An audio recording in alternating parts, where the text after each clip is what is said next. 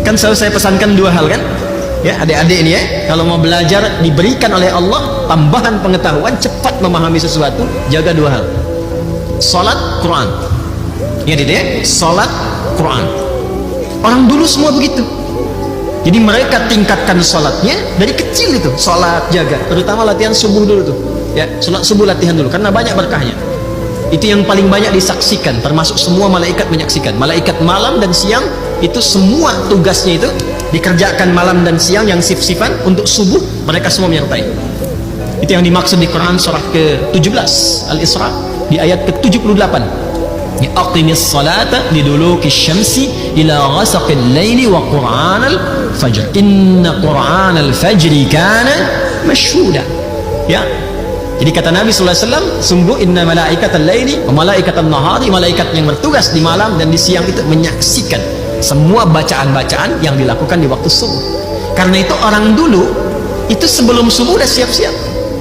Makanya saking berharganya waktu subuh itu, karena dimulai pergerakan berkehidupan, termasuk oksigen juga bertebaran, ya kan? Karbon dioksida diserap, ya oksigen keluar kan?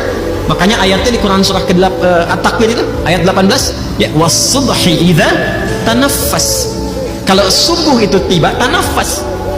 Maka peredaran kehidupan itu dimulai, nafasnya dimulai, matahari mulai muncul, ya. Bunga-bunga pun sejuk, nyaman, oksigen banyak keluar. Makanya mahal subuh itu. Disiapkan, mereka tunggu sebelum subuh udah bangun.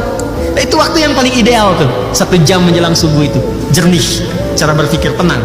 Ya, kembali ke Quran surah Al-Muzammil itu di ayat yang ke-6, inna nasyi'atal laili hiya ashaddu wata'an wa aqwamu qila.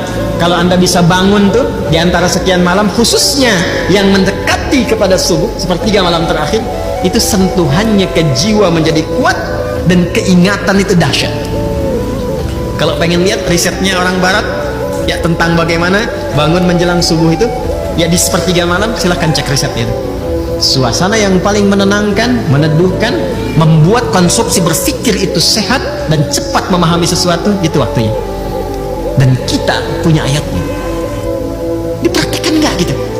Dia ternyata diminta tahajud itu bukan hanya diminta bangun malam supaya pintar, ya kan?